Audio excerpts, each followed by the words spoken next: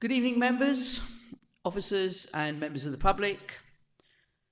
Welcome to Tendring District Council Planning Committee on Tuesday the 16th of April 2024. This committee is being broadcast live. It is also being recorded, and the link to the live stream can be found on the Council's website www.tendringdc.gov.uk/live meetings. For the purpose of the recording, I will introduce everyone. I'm Councillor Maria Fowler. I'm the Chairman of the Planning Committee, and I will introduce the members of the committee separately. Councillor Alexander. Good evening, Chairman. Councillor Everett. Evening, Chairman. Councillor Goldman. Evening, Chairman. Councillor Codling. Good evening, Chairman. Councillor Smith. Good evening, Chair. Councillor Sudra. Good evening, Chair. Councillor Wiggins. Good evening, Chairman. Thank you, members. The Council officers assisting us this evening from Committee Services, Bethany Jones, and from Leadership Support, Maddie Adgar and Daniel Johnson. From Planning Services, Jacob Yasma, Amy Lang and Michael Pingram, and our Director of Planning, Gary Guyver. And also this evening, those of you who are regular viewers will know that I usually have Councillor White, our Vice Chairman, to my left. Councillor White is not here this evening, so I have asked Councillor Wiggins if she would assist me this evening. Changes to the agenda running order. There are none. The application will be presented by the officer, followed by public speaking, in the order of first the applicant or the agent, then any members of the public who have already asked to speak for or against the application, then a speaker from the town or parish council, and then finally the ward councillor. Members of the committee will then have a chance to question the officer. Once all the questions are answered, the committee will then debate.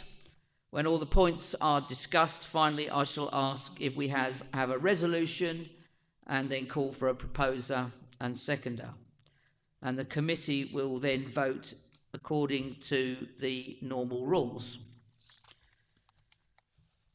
Item 1 on the agenda, apologies for absence and substitutions, please, Bethany.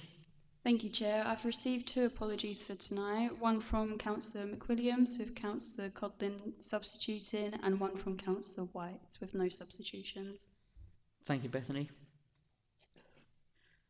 Item 2, minutes of the last meetings. So first of all, that was the planning meeting held on the 12th of March 2024. Councillor Sudra. Thank you, Chair. Yeah, I'm happy to move those minutes of the last meeting, but I require a little amendment on where I wasn't at the first site visit for the Parkston Railway Club, and on the minutes it says I did attend, but I did not attend. So yeah, thank you. Thank you, Councillor Sudra. Do I have a seconder? Councillor Wiggins, could I have a show of hands, please, for these minutes? Thank you. In the meeting, the special meeting that was held on the 18th of March, have you all had a look at the minutes? Do I have a proposer to accept the minutes for the 18th of March? Thank you, Councillor Alexander. Do I have a seconder, please? Councillor Smith, and a show of hands, please. That's those minutes accepted. Thank you.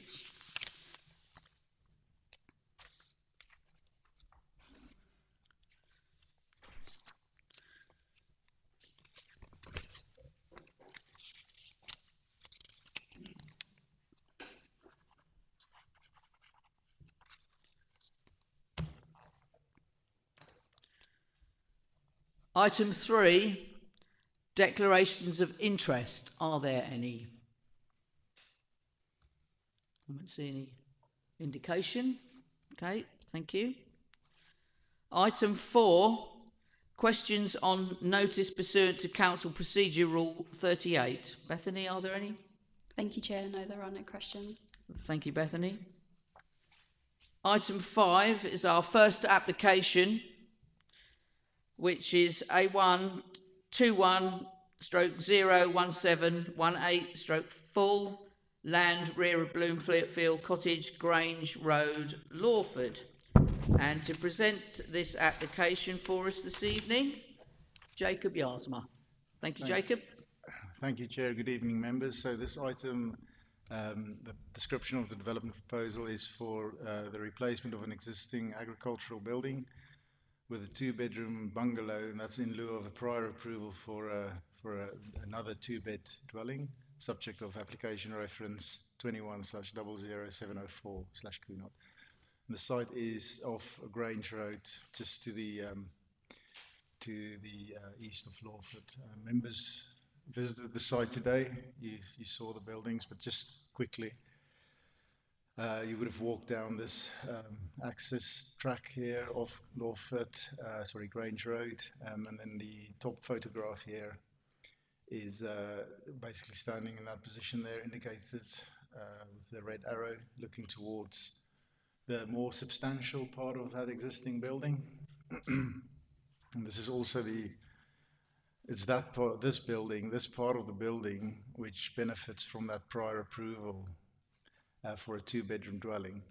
And then the blue arrow is standing in this position here. It indicates the position where the photograph's been taken from, and it looks back towards the more, the not so sturdy part of the building, which is proposed to be demolished as part of that prior approval that was granted back in 2021. So some of the members will recall that this application was presented to you in August 2023 rather. Following the presentation and the debate, members resolved to defer the item to allow the applicants to provide three things set out on page 32 of your report, the first page of this item, to provide more information on surface material just off Grange Road, including the roadway design and the width of that access, of that crucial first 6 meters off Grange Road.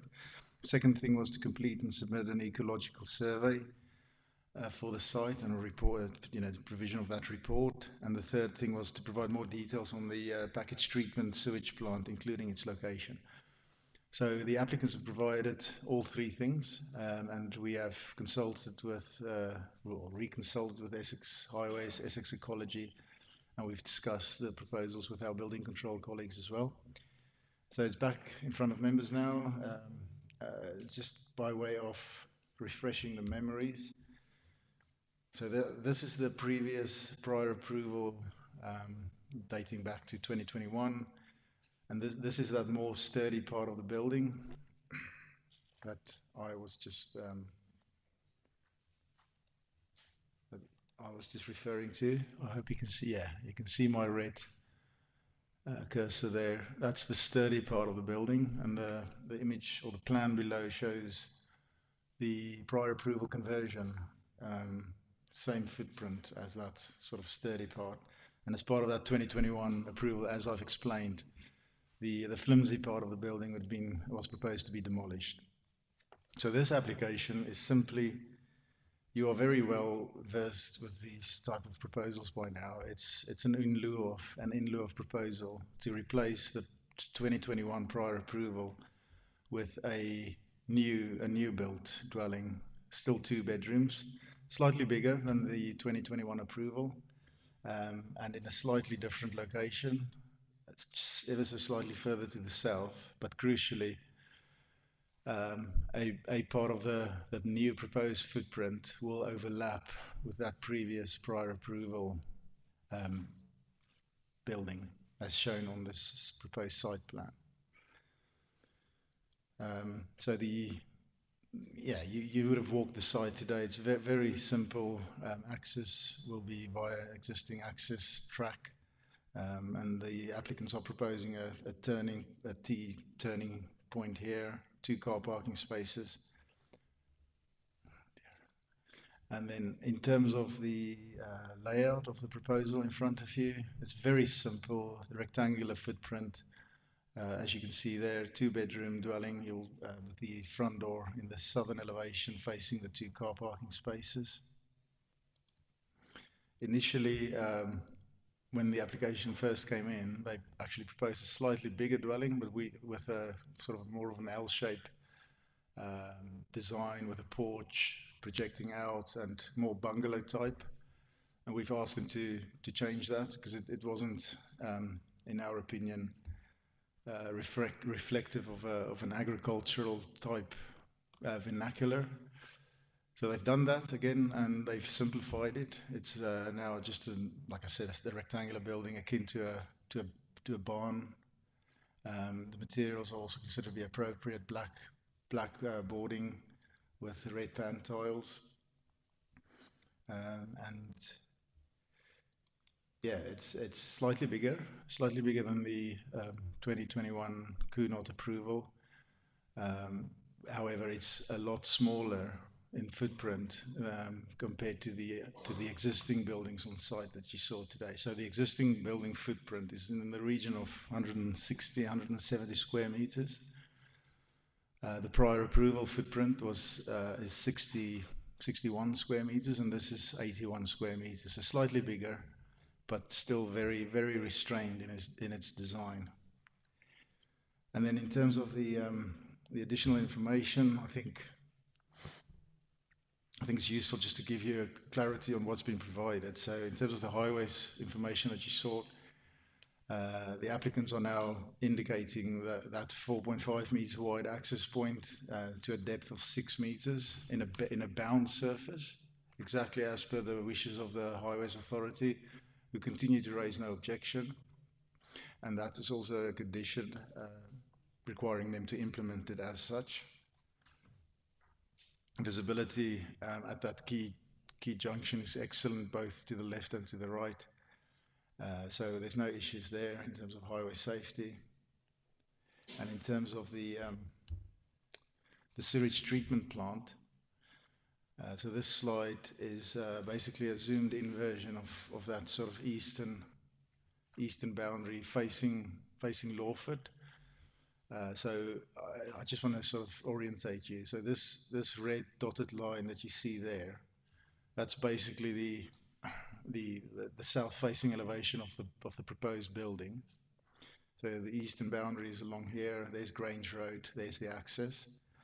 So the package treatment plant will be located in that area there, below ground, obviously, and then they've indicated the indicative lines. The route of the surface water and foul water drainage runs from the dwelling to the treatment plant. Also, they're proposing a below-ground rainwater harvesting tank in blue in that location there. And then the foul and the surface water run will then continue from this point to discharge into the ditch along Grange Road. So the below-ground eco-range system is a plant that uses a combination of physical, chemical, and biological processes to effectively break down waste in that plant, and then to ensure that purified water is discharged. Officers are happy with this product or with this information.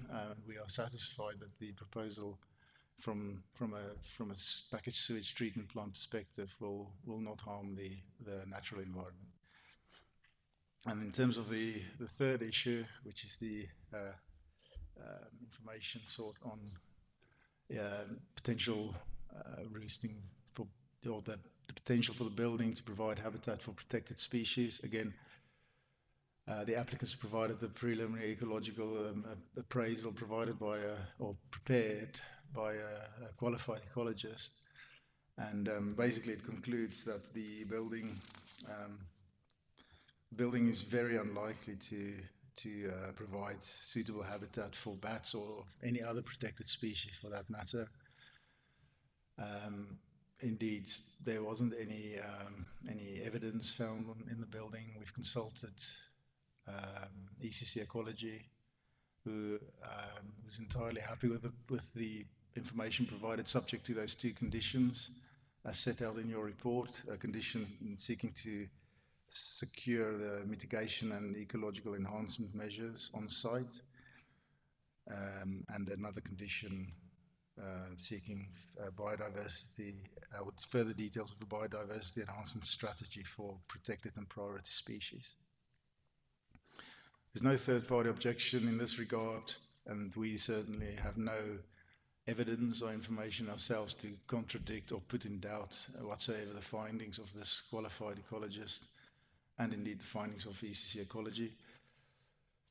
So this is the scheme is in front of you because back in August 2023 we were still routinely bringing these types of proposals to committee, and because it's been to members, it's only right and proper for us to bring it back with this additional information as requested by you. So members are requested to consider officer's recommendation. Thank you, Chair. Thank you, Mr. Yasma. We have no public speakers for this item, so that means then we'll go straight to members. Questions for the officer, and we will start with Councillor Everett. Thank you, Chair. Can you tell me the red line area of the application and the blue line area of the application? The sewage treatment plant seems to not be in the red line area, so it's not part of the application, or seemingly not part of the application. How do we square that? That's correct, but the plant and the associated infrastructure like the drainage runs, etc., it will be within the blue line area, which is in the same ownership. So we've got complete control over that, and any conditions that requires to be implemented or any conditions or works from taking place in the blue line area. We've got control over that because it's land in the same ownership. And just for further clarity, the drainage runs and the sewage treatment plant will be located along this area here, so within the blue line area. Thank you, Chair. Thanks very much for that. That makes that clear.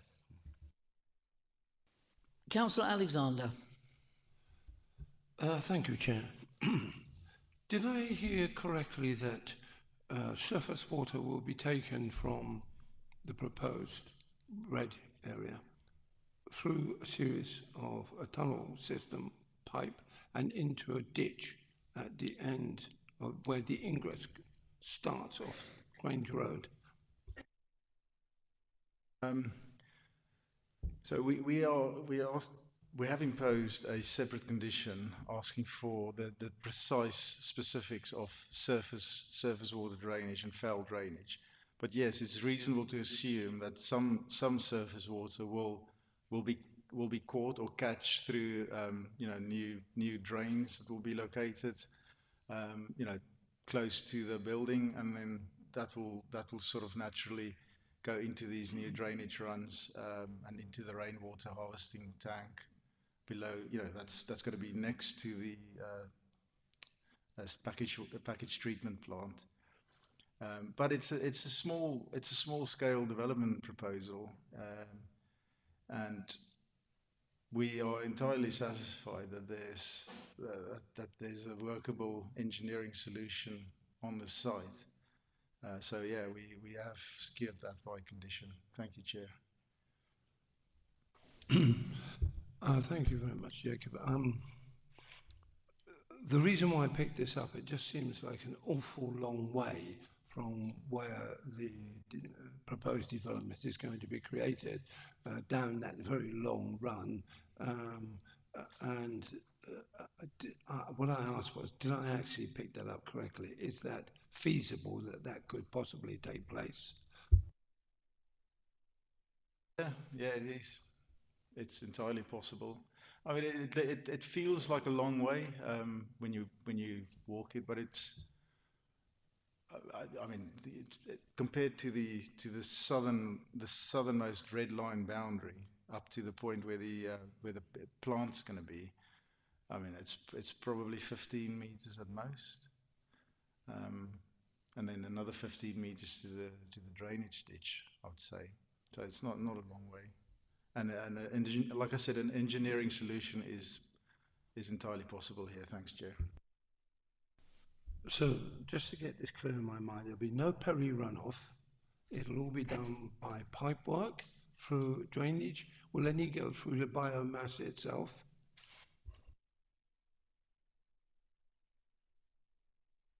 Sewage, foul water will go through the package treatment plant, and normal surface water runoff will either drain naturally, because it's a big, well, it's relatively speaking,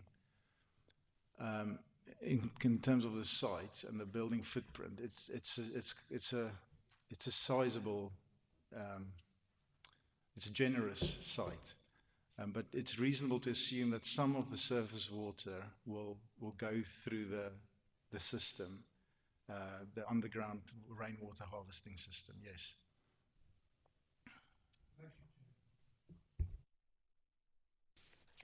Thank you, Jacob. Any further questions for the officer on this application? If not, we will go into debate, and will just ask one question of the officer, just so I can just double check. We haven't had anything further come in. I know on the update sheet there was no updates, but there's no representations from neighbours or any other.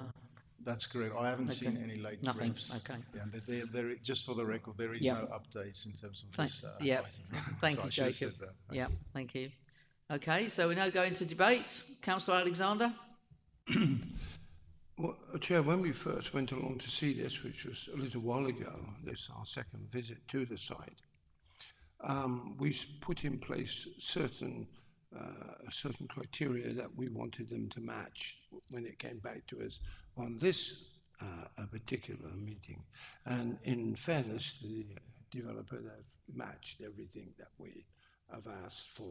And as has been pointed, it's a very small development, and therefore I see no point in labouring on with this. So with your permission, I would move approval. Thank you, Councillor Alexander. Do you have a seconder? Councillor Codling. Councillor Alexander has proposed approval as per the recommendation, seconded by Councillor Codling. May I have a show of hands, please, members, for approval? That appears to be unanimous. Thank you.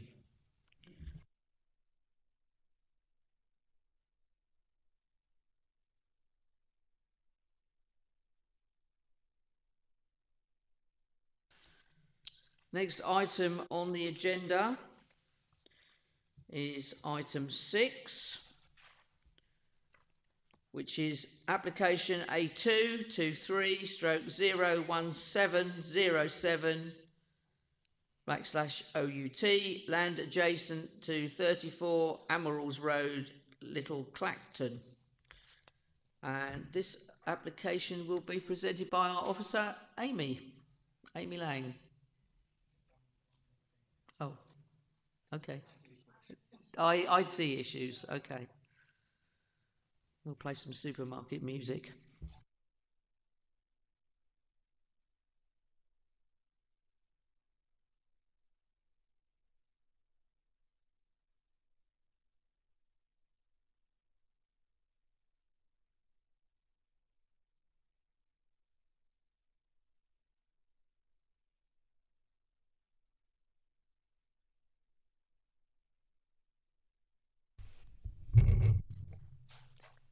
Apologies for that, Chair. Good evening, members. Okay, so this application seeks outline planning permission with all matters reserved for the erection of 2 self-built dwellings at land adjacent to number 34 Emeralds Road in Little Clacton. The application is before members at the request of Councillor Bray. And there are two updates on the update sheet for you. Probably the most important one is the UU for the RAMS contribution has now been completed, and a further update to the update sheet is that has now been reviewed by our legal team and is secured. So that alters the recommendation slightly. Okay. So the site is located at the far eastern end of Emeralds Road and forms part of an agricultural field which opens up and extends to the north and east and then slightly to the south. This slide shows the short section at the eastern end directly to the front of numbers 29 and 31 on the northern side of the road, and numbers 32 and 34 on the southern side of the road as private area. The green shaded area shows the extent of adopted highway. So this aerial view shows the wider context. So to the north of the site is a mature oak tree that I believe members spotted during their site visit today. So just to make you aware that this is a protected tree, there is a tree preservation order on there, but the tree is located outside both of the red and blue lines associated with the application. So the field extends to the east up to Grove Road that I've indicated there, and that runs from the north to the south from Harwich Road down to Feverels Road. The northern part of the wider field adjoins the rear gardens of existing properties fronting Harwich Road, and the southern part of the wider field adjoins the rear of the existing properties fronting Feverels Road. And then you've got a slight bit of field that opens up again beyond the end of the properties in Feverels Road to the south. So there are a few properties at the far end of Feverels Road and along Grove Road. I believe the one in the bottom corner is a commercial site, and there's a couple of residential properties along Grove Road. So whilst the site forms part of an existing agricultural field, the site and the wider field cannot really be described as open countryside, and that's due to the surrounding existing development and the context that I've just described. So this is a closer aerial view, just to show you the relationship with the immediate neighbouring properties. So number 34 abuts the site to the west, and number 47 Feverels Road abuts the southern boundary of the application site. These immediate neighbouring properties are both bungalows. This slide shows the location of the site in relation to the defined settlement boundary of Little Clacton. I've indicated the broad location of the site with the yellow star on there.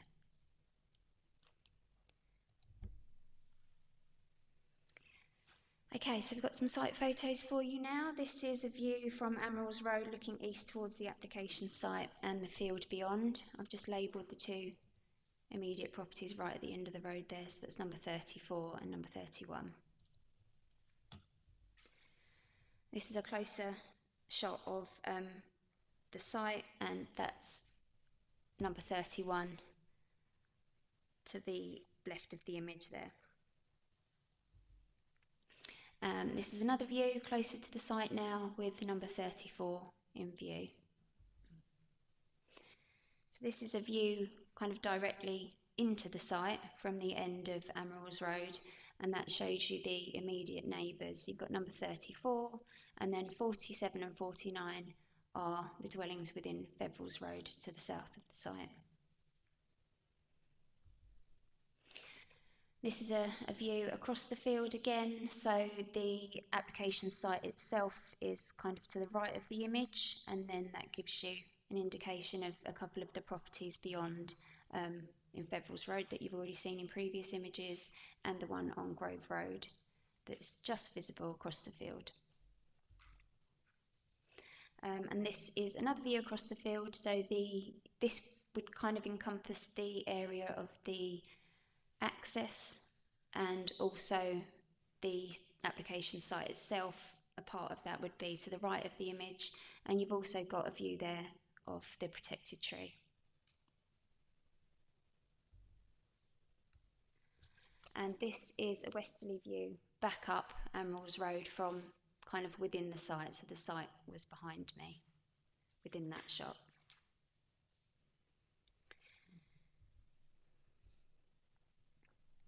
Okay, so we don't have an indicative layout plan with the outline application, but the supporting statement does provide some information on what's envisaged for the site and how the site can be developed for the two dwellings proposed. So the additional information includes a size 3 turning area, and which would be incorporated and assessed in detail at the reserved matter stage as part of the layout and the access matters. And it also indicates a planting scheme along the eastern boundary, so that would form part of the landscaping reserve matter. I've included an example of a size 3 turning area here. This is just an example, just so that members can visualise how this could work in the future layout of the site. Okay, so turning to the merits of the site, the main considerations have been summarised, and I'll go through the assessment with you. This includes consideration of the objections raised by Councillor Bray, the Parish Council, and the letters of objection from local residents. So in terms of the principle of development, the site's located directly adjacent to the settlement boundary of Little Clacton, which is categorised within the local plan as a rural service centre. That's in recognition of its level of services and amenities. That's one of the higher scoring settlements as defined within the local plan. Policy SPL2 does not explicitly exclude development of housing outside settlement boundaries as a matter of principle, so everything must be assessed on its merits. So in this instance, the category of the settlement, which is one of the higher scoring settlements, as I've explained, the site's relationship with the defined boundary being directly adjacent, meets the principles of sustainable development, and as well as that, the policy requirements for self-build homes as set out in policy LP7, the application site also meets the criteria in terms of the proximity of the site to the defined boundary. So in terms of the scale, layout and impact, this is an outline application with all matters reserved, so the detail of the application and development is not known at this stage. However, officers are content that the site can accommodate 2 dwellings that could be sited and designed in a manner to appear as a continuation of the linear pattern of development along Emeralds Road. The dwellings would intrude into the field to some extent. However, the application site is bordered by existing development on 2 sides, being immediately to the south and west. And then further away, the site is enclosed by residential development along Harwich Road to the north and Feverels Road to the south. Views into the open field would largely be retained, and a residential development here in the form of 2 bungalows would be viewed against the backdrop of the existing bungalows in Feverels Road. While the additional development would be visible, it would not be harmful or prominent or intrusive. Consequently, officers consider that there's no overriding harm to the character of the area or the landscape that would result or that could warrant a reason for refusal on that basis. In terms of access, parking and highway safety, the dwellings will be accessed by a continuation of Amirals Road and, as I explained earlier, proposes to include a new turning area. Officers recognise the concerns raised by residents regarding the narrow width of Amirals Road and the obstructive parking and manoeuvring that currently occurs here. However, the additional traffic that would result from 2 dwellings would not be significant and would not exacerbate existing problems to an extent that would be deemed as materially harmful to highway or pedestrian safety. The turning area and on-plot parking for the new dwellings will be provided, and thus containing most of the associated traffic movements within the confines of the Red Line site. There would be some disruption during construction, that would be unavoidable. However, we have got the construction method statement that has been reviewed and approved and is secured by condition, so that would minimise the noise and disturbance to residential amenities.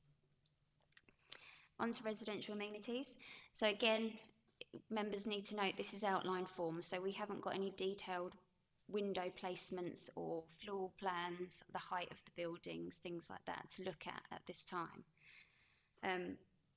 But when we are able to make that full assessment, when we do have that information, officers are content that a development could be designed that would deliver a development that wouldn't be harmful to existing neighbouring properties, and that the development could be designed to deliver a good standard of amenity for the future residents of the proposed dwellings.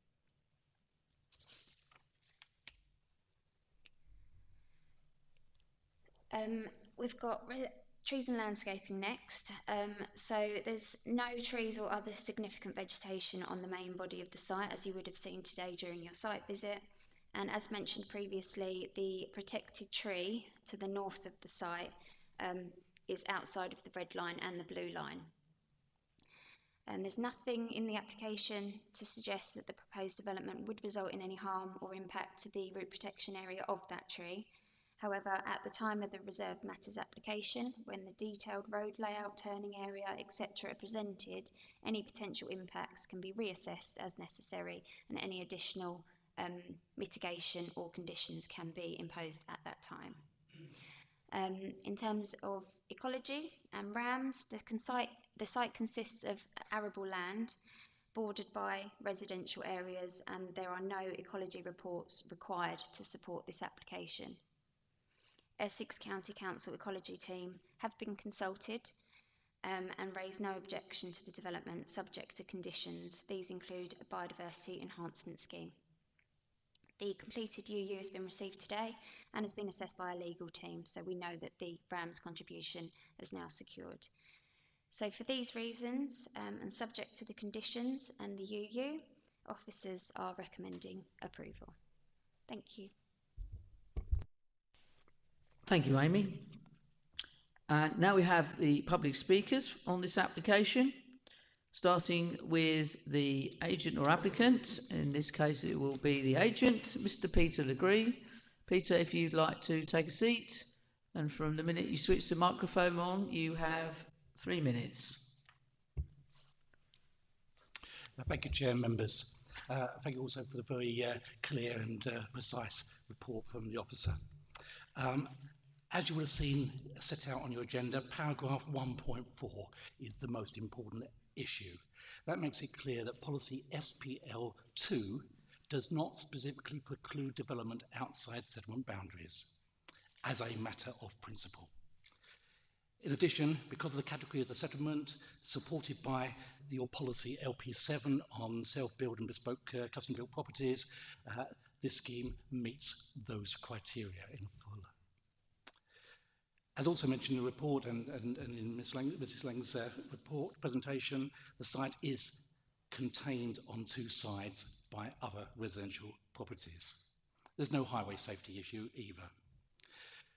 Note that Councillor Bray has asked for the application to refer to a committee on a number of points. There's 5 points there.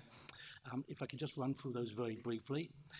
First of all, contrary to the development plan outside of the boundary, well, as you've heard, it's not contrary to the development plan, and the issue whether it's outside the boundary or not is not supported by policy SPL2. In terms of access issues affecting other residents and a dead-end road, the most important element of this application is the provision of the turning area. If you go through all those letters, and there's a large number of letters and the comments from the parish council as well, the concern is about the condition and nature of the road. I've been up that road many, many times over my life, both with the council and after, and the difficulty is turning.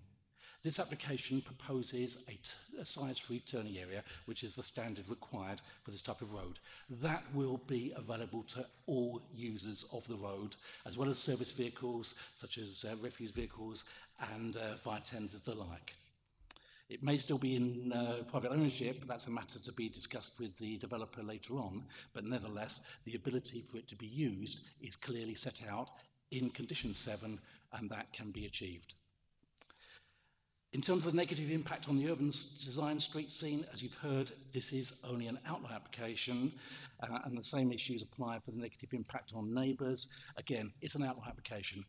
I would presume that this application, the reserve matters, would be for a single-storey development, but at this stage, I wouldn't want to commit myself to that, but clearly that's a matter that the council can control at reserve matters stage. But there are a considerable number of detached bungalows along that street, and I would expect something similar. The final point is loss of agricultural land, and that's a point also raised by the parish council. This site is considerably below the scale of land necessary for any objection to be raised in terms of loss of agricultural land. It's a minute site compared to the threshold in those sort of cases. So therefore we believe that, and the officers concur with our views, that this scheme does accord with your local plan. It meets all the criteria. There are a number of questions no doubt to be raised at the reserve matter stage, but we're solely seeking the approval for the principle of 2 dwellings. Thank you. Thank you, Mr. Legree. There are no members of the public speaking in favour of the application. There are no members of the public speaking against the application. The next speaker, Parish Councillor, Councillor John Cutting. Councillor Cutting, if you'd like to take a seat, and when you're ready, if you just push the button in front of you, and you have 3 minutes.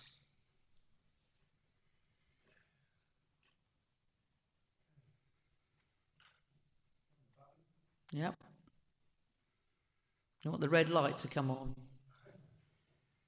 There you go. Okay. You've got it. Yeah. Thank you, Chair. Members of the committee. Little Clacton Parish Council are looking for a refusal of this application. We do not feel that the planning officers have answered our concerns in our original objections satisfactorily. We do not see the need for this application, as we have already fulfilled our obligation in numbers for the local plan. Many of those numbers have been forced upon us through the dreaded presumption in favour of developer during a period when the previous administration failed to have a credible local plan.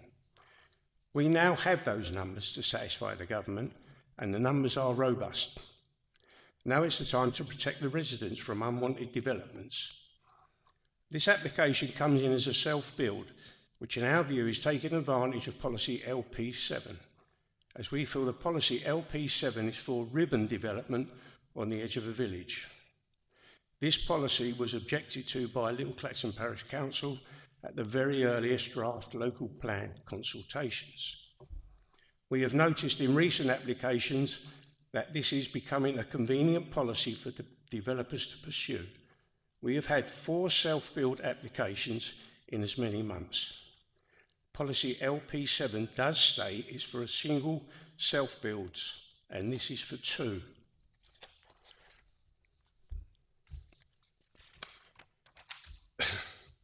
This application, if approved, would lead to an irregular line of properties in the road, and if approved, will almost certainly lead to the other side, as we know how planning officers like to square off developments.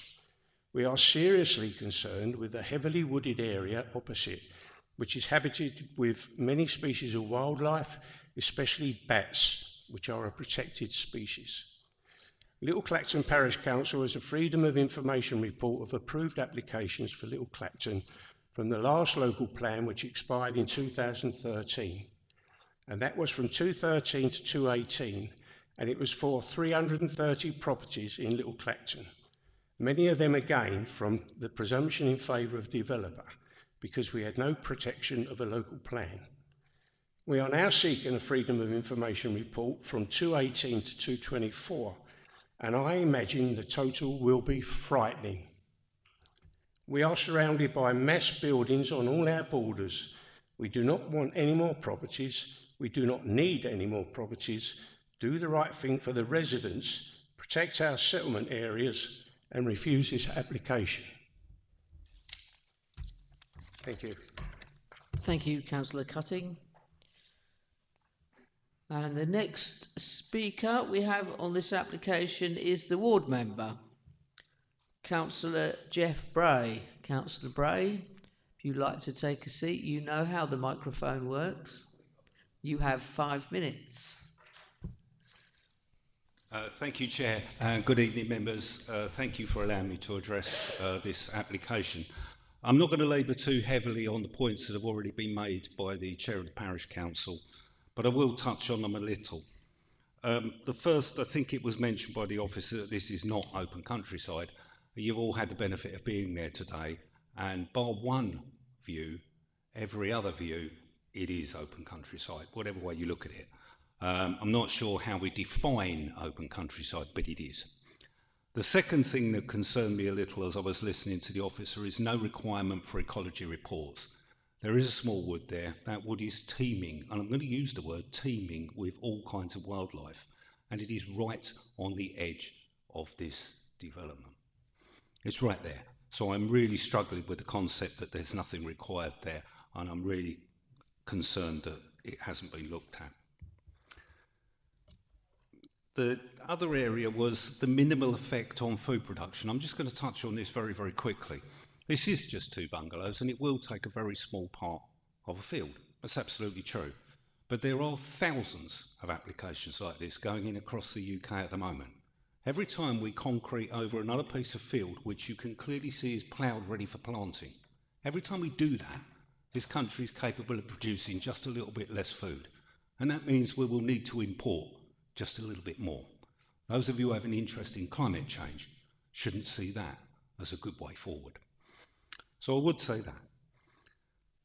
Obstruction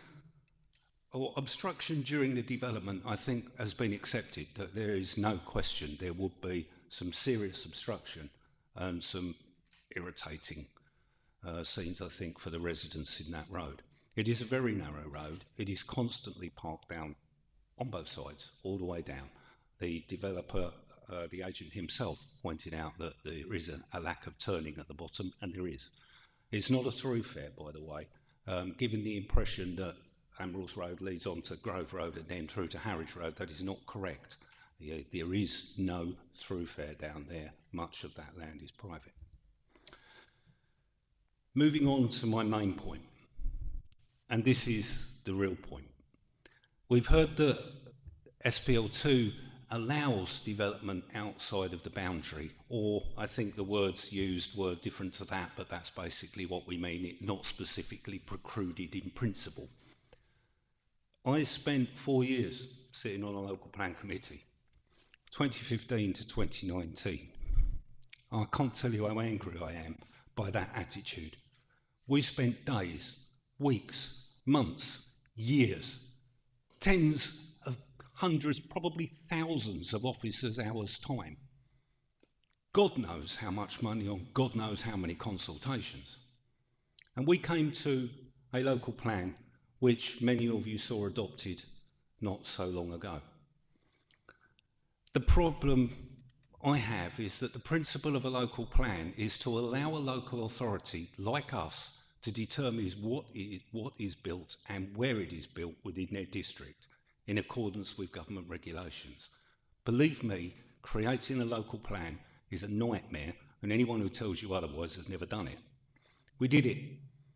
We agreed it. The local plan committee made up of members of all parties from across the district. It was agreed and worked on by our officers who put in so many hours, I suspect some of them didn't sleep for months. And so good was it that the local plan inspector approved it.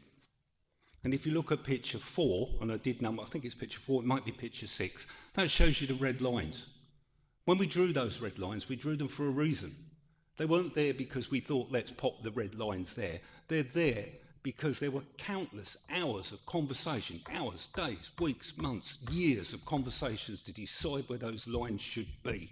If they should have been somewhere else, we would have put them somewhere else.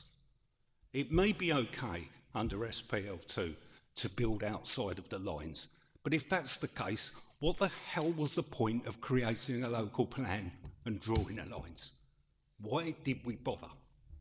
Tens of hundreds of thousands of hours, thousands and thousands of pounds of taxpayers' money to create a document.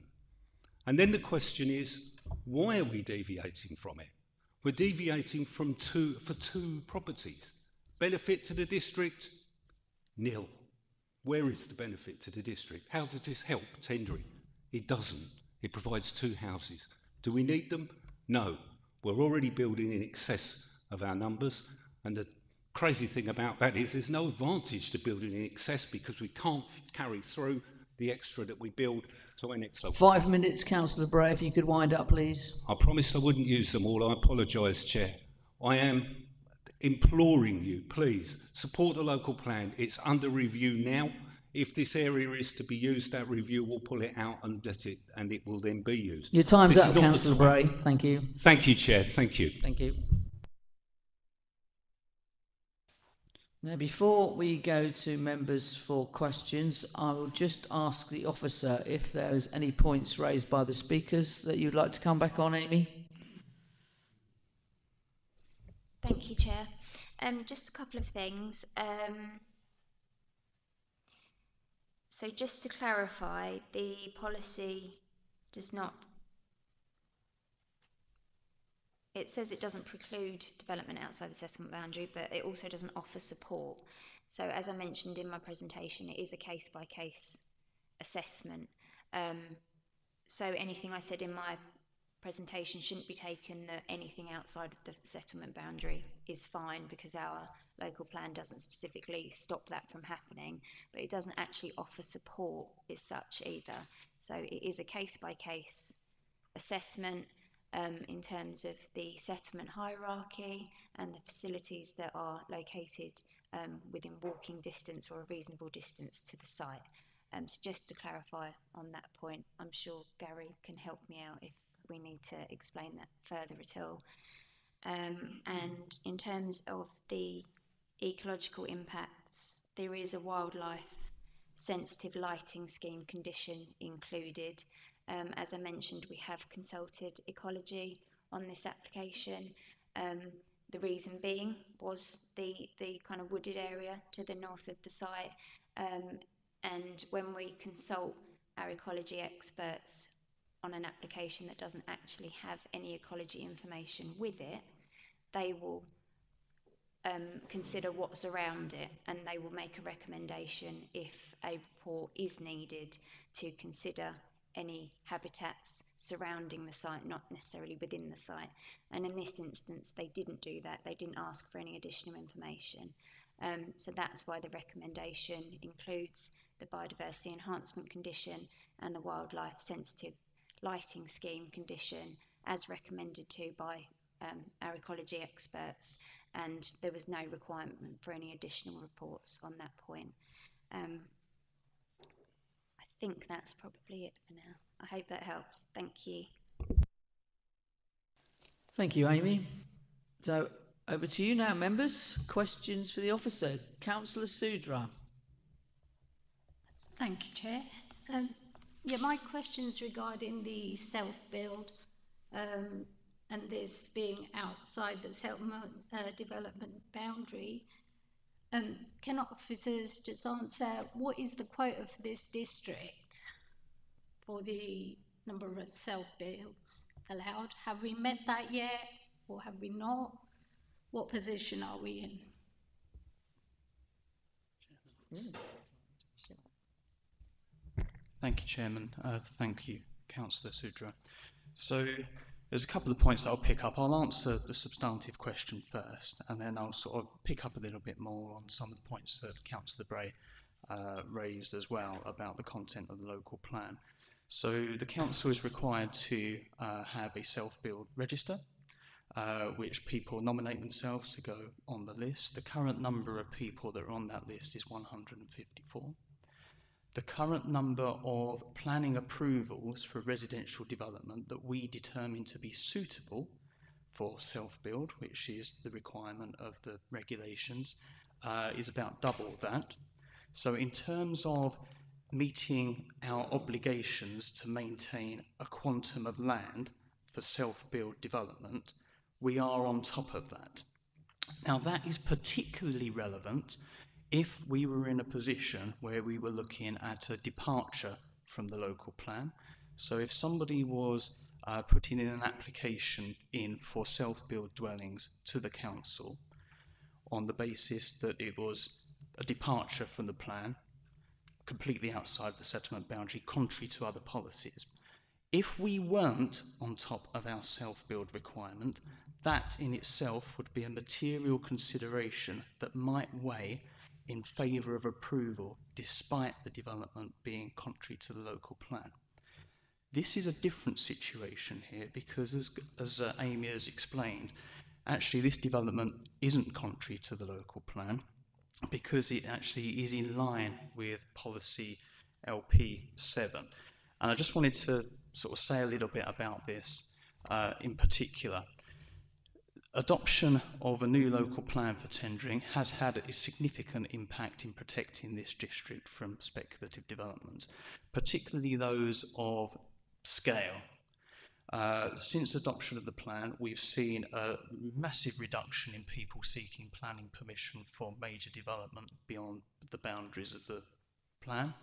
And where they have submitted those applications, more often than not, if they've gone on to appeal, the council has managed to defend its position and win the appeal. So in terms of adopting a new local plan being in vain, I don't accept that argument at all. What I would say is that this local plan that did take many, many years to produce was adopted with unanimous support from full council at the time, has always contained this policy on self-build, LP7, and it's a direct response to national policy requirements, actually, to seek opportunities through policies and decisions to support small sites to come forward for community-led development for housing and self-build and custom-build housing, which otherwise is generally quite hard to deliver in the district because very often the larger sites come forward, the volume house builders take them and they deliver them out. So we have policy LP7, which does specifically allow for development outside of the settlement boundary, where they are within a certain proximity of the settlement boundary, depending on what settlement we're talking about. And the requirement here is to be within 400 metres of the edge of one of the district rural service centres, which Little Clacton is. The other thing I would point out is a policy that the district has had all of the time I've been here. Doesn't relate specifically to self-build, but it does relate to affordable housing, is the Rural Exception Scheme. Now that has been in place in this authority and a range of authorities across the country for many, many years, where people can build affordable housing outside of the settlement boundary to meet an identified need. And that would be as a departure from the settlement boundary policy. So that has been an option for developers, housing associations, parish town councils for many, many years. What LP7 does is widen out that opportunity to people that want to build their own homes through self-build and custom means. And in terms of whether there's a need or not, if somebody has applied for it on the basis it's self and custom build, that in itself is a demonstration of need. So that's really just to cover off the local plan position and whether it's a departure from policy or not. But anybody that's listening from the outside should be reassured that this policy only applies to small developments of new self-build and custom-build homes.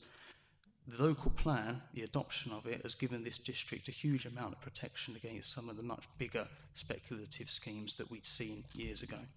Thank you. Thank you, Mr. Guyver. Councillor Sudra, Thank you. does that answer your That's question? fine. Are there any further questions? Councillor Everett? Thank you. Picking up on that, policy LP7 is quite voluminous, as most of them are. I'd like to draw colleagues' attention to the final paragraph of that policy, which says the proposal shall have no significant material adverse impact on the landscape, residential amenity, highway safety, or the form and character of nearby settlements, and shall be otherwise appropriate in scale and design for their location, having regard to other policies in this local plan. Now, we've heard throughout this that this is an outline application, and we do not have those details in front of us. So my question is, how can we determine that it is appropriate in scale, design for the location, having regard to other policies in this local plan, if we don't have that information in front of us?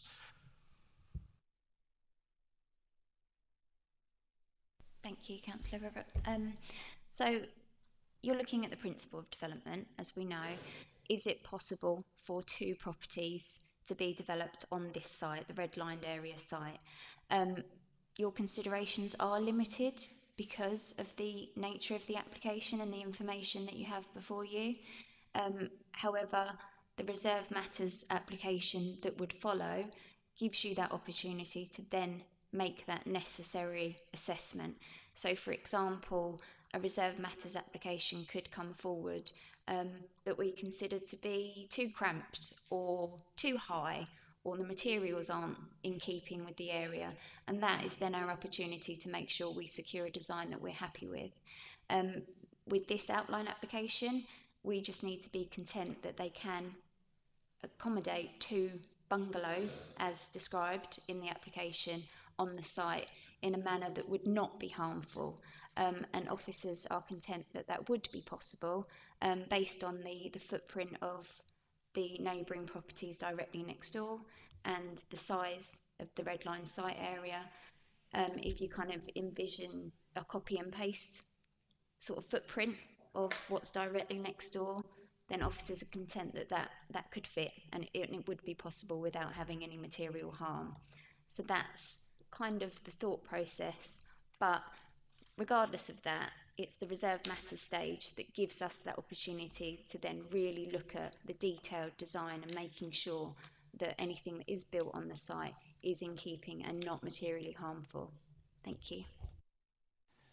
So let me clarify with that. So you're saying because this is an outline application, we cannot be sure of that. So therefore we can't be sure that policy LP7 is actually met because we are doing an outline application. So therefore, when we get to reserve matters, we can look at all of those issues, and if we're not satisfied, then deal with the issue at that point and then refuse. Thank you.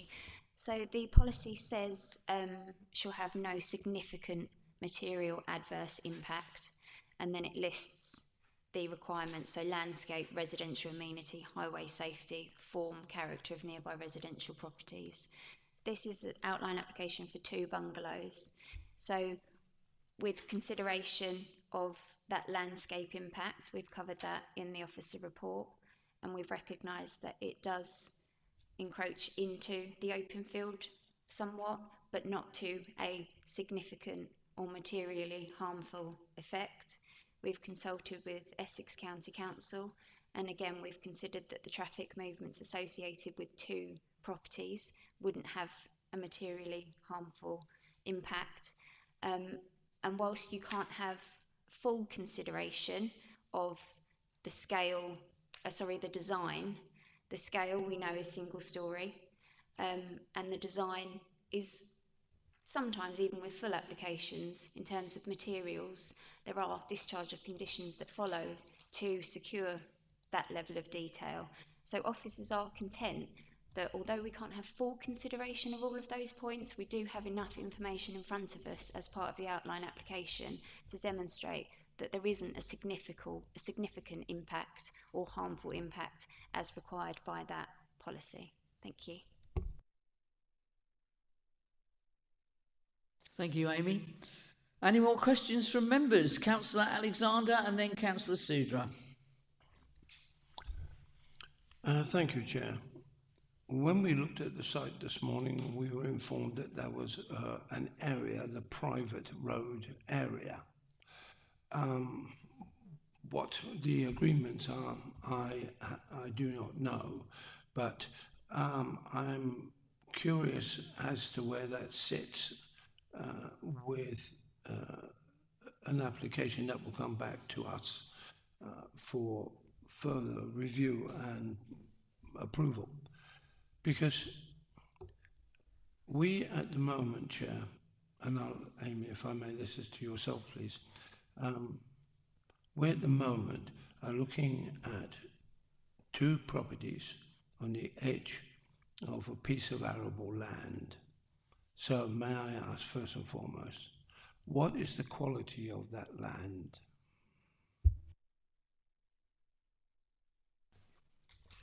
Thank you. I'm just going to flick to the relevant section in my report, but I believe I've covered it. I think it's grade 3 agricultural land.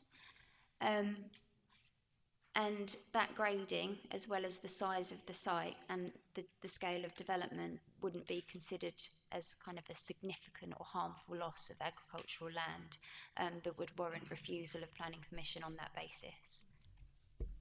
As a matter of interest, for my curiosity, how do you arrive at these grades? Is it done by DEFRA itself?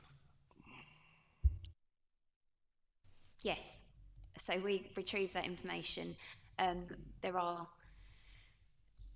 There's information on the DEFRA Magic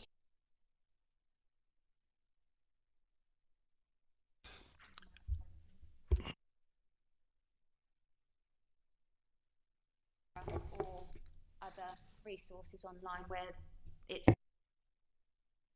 it's been assessed by the relevant people, and that information has then been provided as part of the constraints for the site for us to consider. I'm sorry, I didn't quite catch all of that. I didn't realise that your microphone... Sorry, my mic cut out, sorry. As usual, was playing up. Okay, nothing new there then. Okay, so I'd like to go back to what Councillor Everett raised. I'm looking down at Highways Department. It says a minimum size 3 as a turning facility. Without some kind of idea of gauging where these properties are going to go, how do we know whether a 3, because Goliaths are really big old things, those dust guards, aren't they? Whether there will be a turning circle big enough within that site and hosting those 2 buildings.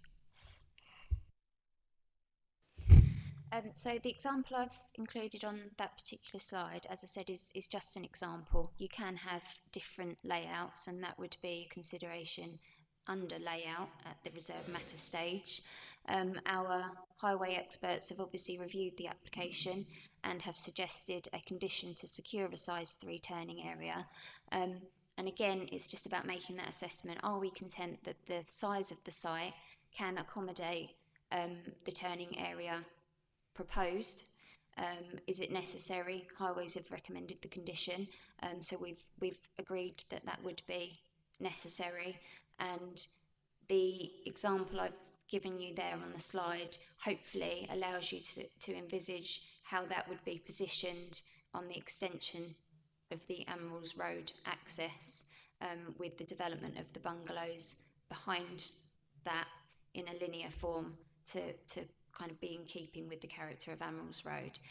So it's just about making that assessment as to whether we're content that that can be achieved, and officers are content that the site could accommodate what is required by the Highway Authority. Thank you.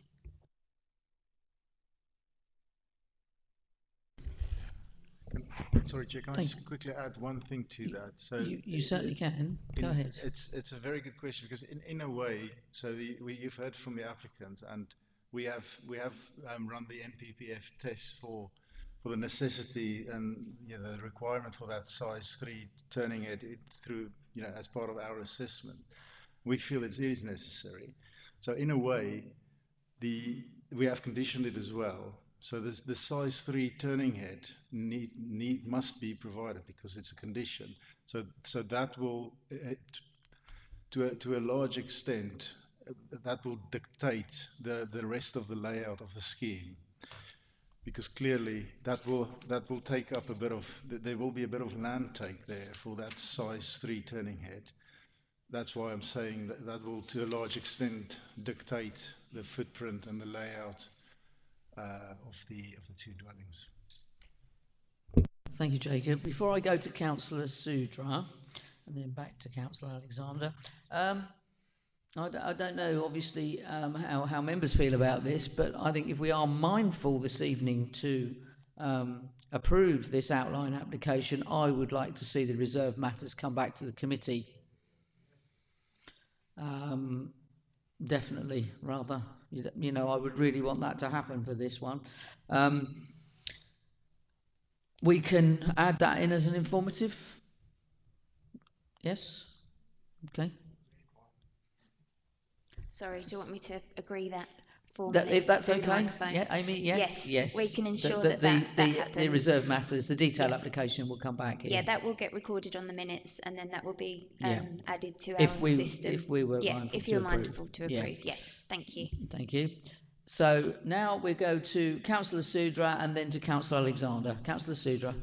Thank you, Chair. Actually, my question has been answered. I was going to ask about the turning head as well, so I think that's been clarified. Thank you.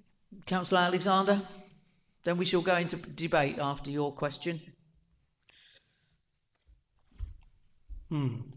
Chair, given that it will be returning to us, I think we should reserve any more questioning until, in my opinion, don't you know, that we should reserve that until it's back before us and make a final decision. So at this moment, no more questions. Thank you, Councillor Alexander. Councillor Everett. Thank you. Are we in debate now? We are now. Yep. Thank you. I have some concerns about the situation with the tree and making sure its root protection areas are done, but that obviously is a reserved matter. In fact, all of the things that I can think of are all reserved matters. So I think we're to a position really where we have to look at this purely as an in principle application, and because of that, I can't see that there are any grounds for refusing the in-principle nature of it. So I'd like to propose that we approve this application, this outline application, but with two particular caveats. And the first one is that all of the reserved matters are brought back to this committee, exactly as you said. And in fact, I can't think what the second one was now, so I think that's probably encompassed them both. So I'd like to propose approval, but with the caveat that all reserved matters must come back to this committee. Thank you, Councillor Everett. Are there any further comments, or is there a seconder for Councillor Everett's proposal? Councillor Alexander? I'll speak on that if I may, Chair. Yes, in debate. At this point, which I previously said, why don't we take this now and approve it and then bring it back to us in the reserved matters, which will, of course, will be the most sensible thing to do, because we would then have a good idea of where we're going to be with it. I am concerned that, from what I picked up today, that when the dust cart or the refuge cart or whatever you recycling, whatever it is, comes down that road, it normally comes down, either reverse down or then reverses back out, and this will be a major improvement. There's no argument about that. But at the end of that, it's a private road. And having an experience of private roads, well, I'm concerned that if it's private, it means it belongs to somebody, not us. We have no control over it. So that's something I would like, if possible, if the officers may, to just have a look into to see if we can, when it comes back to us, there's a better explanation of what the locals or the owners of that land may be doing. I think that would be better. Thank you, Chair.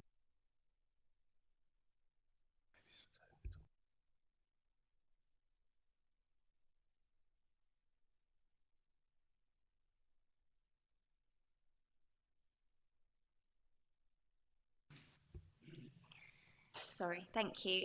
Yes, so as you know, land ownership isn't a planning consideration. So it could be that if members are mindful to approve, and there is a reserve matters application that again is then approved by members, it could come to the point of there being an unimplementable permission, because the planning permission essentially sits separately to the land ownership issues. So that's why land ownership isn't a material planning consideration. Does that help? Yes, it does, and I knew you were going to say that anyway, but one has to have, try to get these things in. The fact is that here is a golden opportunity for people sitting amongst us to bring along the people who may be able to explain it to us in public speaking. And that's the reason why I raised this, so that they too have a fair time in the public arena. Thank you, Councillor Alexander. Councillor Smith. Sorry, I was just happy to second the proposal from Councillor Everett. Thank you, Councillor Smith. Are there any further comments, questions?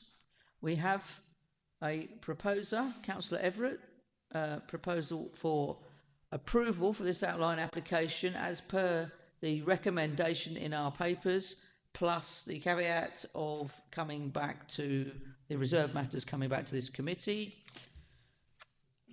And so that is now seconded by Councillor Smith. So I'll now go to the vote. The vote is for approval. Members, if I could have a show of hands, please. That is unanimous. That application is approved. We will now have a 5-minute break.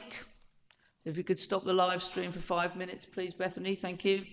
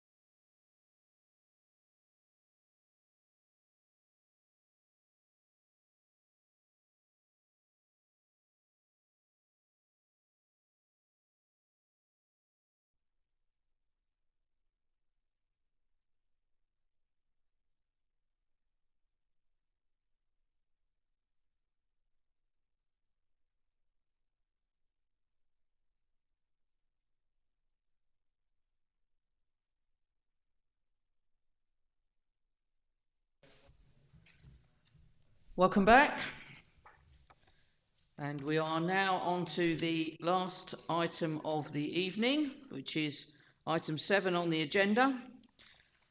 A3 23/01280/4, which is the stables, Heath Road, tendering, and the officer to present this application this evening, Michael Pingram. Over to you, Michael. Thank you, Chairman, and good evening, members. Yep, so as the Chairman just alluded to, the application site is the stables, which is located on the northern side of Heath Road within the parish of Tendring. The application seeks planning permission for the change of use of land for the siting of 5 lodges to be occupied for holiday purposes only.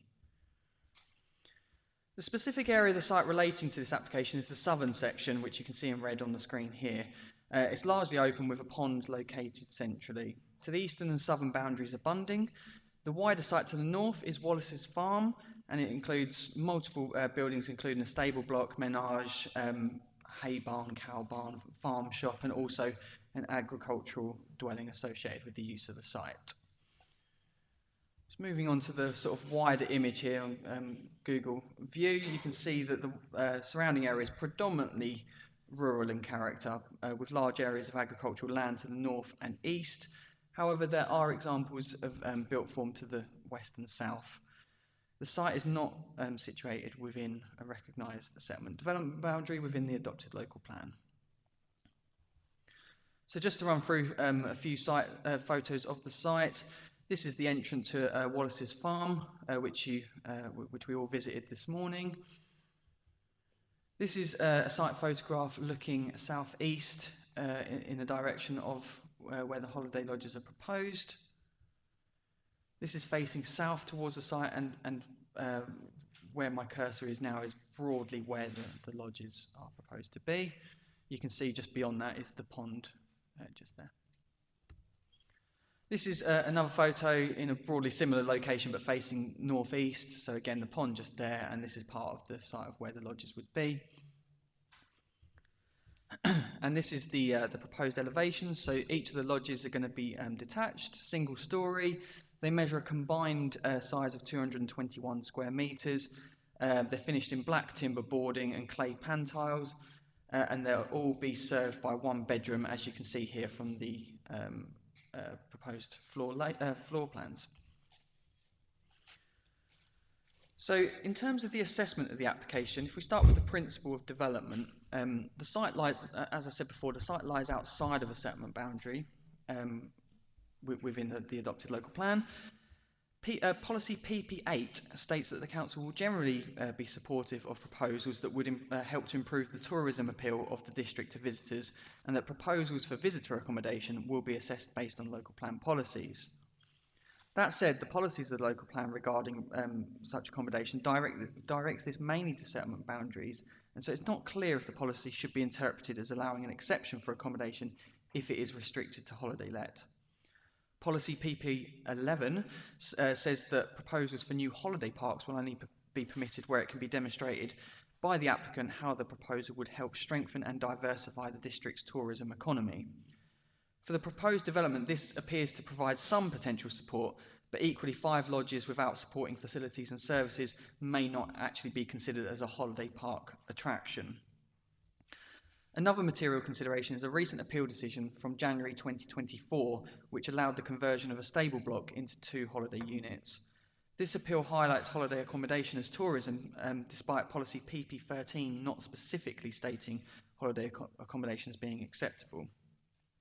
So in light of this recent appeal decision, as well as the general uncertainty around the definition of holiday parks or the understanding of PP8, officers currently consider that the local plan is unclear and difficult to assess for such an application. And that, in short, is why the application is before you this evening. However, that said, the 5 holiday lodges would result in a small boost to the tourism offering within the district, thereby supporting economic growth and tourism. Furthermore, the site is adjacent to a bus route, and there is also a farm shop to the wider site to the north, and so could be viewed as in accordance with local plan policies. However, if it's not considered to be aligned with local plan policies, then the merits of the proposal do not result in planning harm that officers feel should warrant a refusal, providing that the use is restricted to the holiday use, let use, only to avoid unsustainable permanent residential use. So that's the principle. So if we consider that the principle was not acceptable, we would then need to look at will there be any harm. So I'll just run through the assessment of all the other key criteria that we would look at with such an application. So in terms of the impact of the character of the area, officers acknowledge that the site is currently well screened by existing field boundaries with established countryside hedgerows, and the development itself is of a low-key nature that would not be particularly visible from any views beyond the confines of the site itself. Also, the design of the lodges is such that it would assimilate well within its surroundings, and it is what you would probably expect in such a location. The proposal is set a significant distance apart from residential properties to the south and west of the site. The only neighbouring property potentially impacted is that to the north, but this is owned and occupied by the applicant. However, there is approximately 125 square metres, 125 metres between the lodges and that dwelling, and given the low-key nature of the development, there's not considered to be significant harm in terms of the development appearing oppressive or resulting in any loss of light, that kind of thing. It would generate some additional vehicular movements. However, given the sort of existing use of the site, there'll be a lot of vehicular movements coming and going from the site in any case. This proposal is low-key and would not significantly change that. Essex Highways Authority have been consulted, and from a highway and transport perspective, they consider the proposal is acceptable, subject to conditions. The plans also show 2 parking spaces for each lodge, so 10 parking spaces in total, which is considered acceptable. Essex County Ecology have been consulted. Initially, they raised an objection on the grounds that there was insufficient information for the local authority to be able to determine the application. Specifically, they requested a preliminary ecological appraisal. In discussions with the agent for the application with this wasn't provided. However, it was instead highlighted that the pond adjacent to the lodges to the south here had recently been dredged and remodelled prior to the submission of the application, and there was no sign of any great crested newts or other suitable habitat being evident. All of this information was forwarded across to ECC Ecology for their views, and they've confirmed that with that additional information provided, they're now content there is sufficient ecological information before officers, and they raised no objections. They have, however, recommended a condition requesting a great crested newt method statement, given that the adjacent pond could be potentially suitable for great crested newt. They've also requested a biodiversity enhancement strategy. So, in conclusion, the application proposes the erection of 5 holiday lodges on a site outside of a settlement development boundary. Policies contained within the local plan do not specifically mention holiday lets in the types of tourism opportunities to be promoted within the district, and overall are not completely clear whether a small-scale proposal such as this represents a departure from the local plan. A recent appeal decision allowed the conversion of a stable block into 2 holiday units, and while this differs from the current application, it does add some weight to the acceptability of the scheme. Further to this, the proposal is considered to result in a small boost in the tourism offering within the district, and it's also not considered to be within an isolated and unsustainable location. However, if it was minded to be considered that the development does not align with the aspirations of the local plan, planning harm has not been identified on this occasion, as no objections are raised in regard to the impact of the character of the area or to the impacts to neighbouring amenities, and again, ECC Highways raised no objections. ECC Ecology initially raised concerns, but this has since been addressed. So taking the above into consideration, the overall recommendation to members is one of approval. And just one slight extra point to add on the update sheet that was helpfully raised by Councillor Everett to me on the site bus this morning. In my report, I discussed that it was connecting to an existing public foul sewer. That was incorrect, and it was an error on my part. It's actually a package treatment plant, and that's been assessed within the update sheet, and it doesn't change our overall recommendation. Thank you very much. Thank you, Michael. Speakers, first of all, the applicant or agent, and this will be the agent, Mr. Peter Legrees. Peter, if you'd like to take a seat, you have 3 minutes from when the little red light comes on. Thank you again, Chair, members. Members, you've heard this is a proposal for holiday lodges, and you've also heard from the officer there are no fundamental difficulties with the holiday lodges themselves. In terms of the location, design, and so on, it's an appropriate use, appropriate buildings in this particular location. You've also seen that there is the farm shop, which has been recently developed and going pretty well for the applicant, and that's the only farm shop in the immediate vicinity. So there's two issues to be examined in this case. First of all, is the nature and design of the site scheme itself acceptable? And that you've heard is. The second is a matter of principle. And there's been a considerable amount of debate and correspondence between myself and the head of planning, John Pepin-G. And I received a email today saying that we are taking this proposal to the planning committee, and the decision taken may give greater clarity on the interpretation of the policy and the local plan support for tourist accommodation going forward. That's what I would like you to look at today. We submit a number of schemes for this type of accommodation. In fact, this is the fourth we submitted this year, and we've received approval for 3 others this year, including one just last week. All those other 3 cases have all been approved under delegated powers. The question mark is tourism and whether that's covered in the local plan. Tourism is defined as the business activity connected with providing accommodation, services and entertainment for people who are visiting a place for pleasure. In your local plan, you have 10 objectives. Objective number 10 is to provide for an enhanced environment for tourism. How can it not be in the local plan if that's actually one of the fundamental objectives? You also have a tourism strategy for tendering, 2021 to 2026. And that talks about a thriving tourism economy, increased volume and value of tourism. There's a mission statement to drive improvements to the local tourism offer for residents and visitors. There's a roadmap. It says, develop and attract new business. And a strategic objective, work to increase available quality bed space. I therefore must seriously question the approach that's been taken in this particular case and the length of time this has taken to get to committee when the issue of tourism for a district such as Tendring, that I worked for 18 years and have worked outside for the last 13 years, does not go forward with the issue of tourism as a fundamental principle. Appeal has been mentioned recently, an appeal decision. We submitted that. We won the case against the council, which was refused.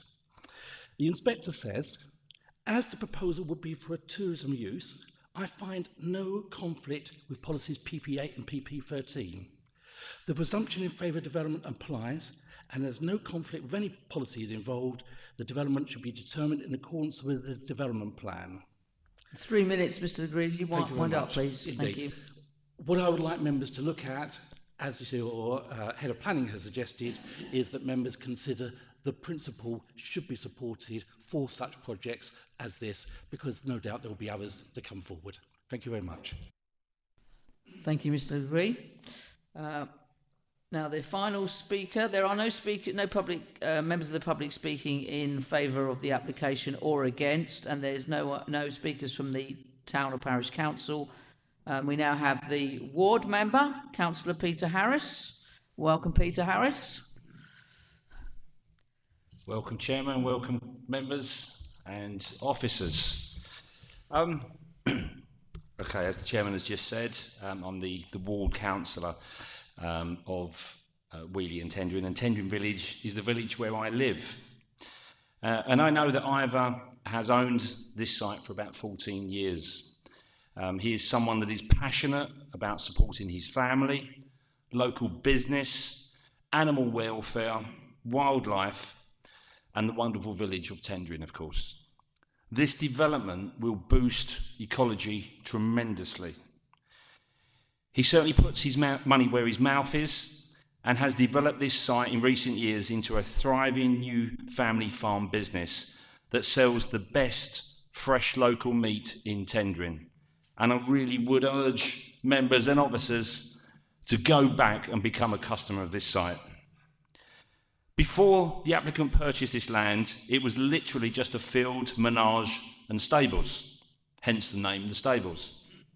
Ivor and his family have since built a magnificent house, opened a working farm, and just 2 years ago, the brilliant farm shop. The shop stocks and sells all local produce, meat, eggs, fresh from the farm, and honey from our local bees and hives. Now comes a project of bringing tourist lodges. Tourism is the #1 income stream to our local economy, in the region of 300 million. I've been in meetings with the regeneration team that confirm that there is a significant shortage of overnight accommodation. Surveys show that tourists that stay in Tendring District overnight spend over double that of day trippers. It is hugely important that we find more quality accommodation. These lodges are not residential properties via the back door, but are meant for tourism. TDC policy PP8 in our adopted plan states that TDC will support new tourist accommodation even if it is outside the development boundary. And I quote from our local plan: to attract visitors to the Tendring District and support economic growth in tourism, the Council will generally support proposals that would help to improve the tourism appeal of the district to visitors. In particular, the Council will support appropriate proposals for new tourist attractions with good access to the A133 and the A120, which it does. And it also goes on to talk about the provision of leisure and tourism facilities as part of the farm diversification schemes. This site is fast becoming a centre for ecological beauty, enhancing wildlife, birds and animals. Hundreds of new native trees are transforming the look and habitat. You may well have seen the geese on the islands, baby ducks, the koi, the rears, the sheep, the cows, turkeys, pigs, all working on this farm, and it is a magnificent site. Everything that Ivor has purchased to build his business has been purchased from other local businesses wherever possible. Building materials and even trees are purchased from the local Rainbow Nursery in Wheelie. It truly is a model of how local business should support one another. There are future plans to work with and support local veterans, local tendering schools, local kids groups such as Cub Scouts, with educational visits and areas just to chill out, relax and even fish. The site, which originally had 0 employees, now has 9 people. It is our responsibility, members, as a district council to support our local farmers with diversification and support new tourist accommodation, our #1 income stream in our local economy. As ward councillor, I offer my full support to this project and I urge committee members to approve this proposal. Thank you. Thank you, Councillor Harris. And I'd just like to ask Mr. Pingram if he has anything that he'd like to come back on, any comments raised by the speakers, please. No further comments at this time, Chairman. Thank you. Thank you, Mr. Pingram. Members, questions for the officer, please. Councillor Sudra. Yeah, I just wanted to say that I totally agree with helping our local economy, especially with tourism. So I'm quite happy with this to propose the application. Thank you very much. Well, I'll put that down for when we get to the debate that you'd like to make a proposal for that one. Councillor Alexander and Councillor Everett. Slightly deviated off the track a bit, but I will second that, but I wish to speak on debate, if I may. Councillor Everett. Thank you. I think this is one of those proposals that needs careful consideration because it's a balance. It's a balance of competing issues which weight needs to be given to either side of the argument. undoubtedly, this is a departure from the local plan. It is outside the settlement boundary. And that gets a weighting from the decision makers, us, depending on how we see how important that is. Equally, there are other factors here, particularly employment and tourism, that are perhaps on the other side of the equation. So the previous ones perhaps being against approval and the later ones being very much for approval. The Rural Economy PP13 is a bit silent on this particular iteration because it doesn't quite fit into the way that the local plan has been written. But I think actually probably we can read into that as councillors what we will. So my question to the officers is, from a weighting point of view, those 4 key points, departure from the local plan, outside the settlement development boundary, employment and tourism, what relative weights should we be giving to this application?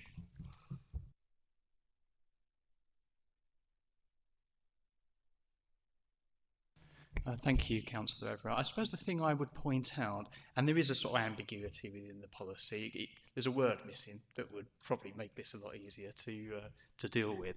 But when we think about settlement development boundaries, and you look on any of the settlements in our local plan, you will see that most of those settlements are packed with residential.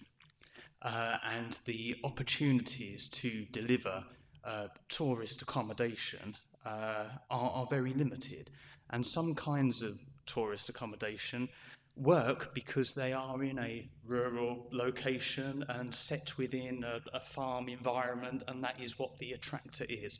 So from that perspective, Councillor Everett, on this particular occasion, I think being outside of the settlement boundary is a relatively limited weighting against development, and I think it's really taking the balance of all the other policies in the local plan, which probably carries more weight in this particular instance.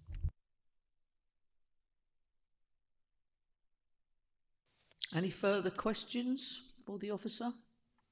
While you're thinking, if you have any further questions, I have to say I was quite impressed with what I saw when we were on our site visit this morning, and I was visualising what the application, if it's granted, would look like, and I thought, might even make a visit here. You know, it's quite a nice place. So, yeah, you know, do a bit of fishing. And I'm certainly going to come visit the farm shop, but I'm definitely, you know, in support of this application. So I will be supporting the proposal for approval. I can understand why this application was brought before us, and as Councillor Everett has just said about the balance, but that is our decision. That's what we're here for as a committee. So, members, any further questions? If not, we will now in debate. Councillor Everett? Yes, in the debate part of this, I think it's clear to me, others may have different views, that the employment and tourism aspects of this are really important. And I think from my own personal perspective, I afford them great weight.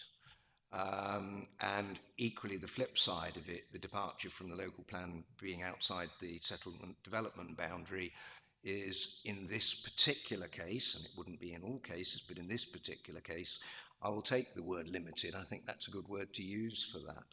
So from my perspective, all of the other little bits and pieces around it aren't really huge in terms of the balancing exercise. So that balancing exercise to me seems very, very clear that we should be looking for approval for this. And I would like to support any proposal that says that this should be approved, please. Thank you, Councillor Everett. We have got a proposal from Councillor Sudra for approval. And we do have a seconder. Councillor Alexander has seconded the proposal. Any further comments? Councillor Alexander? Thank you, Chair. I didn't indicate to speak, if you remember, during debate. I looked at this and I listened very intently to what was being said and read up on this quite a lot. A small boost for the economy. Yes, it is a small boost.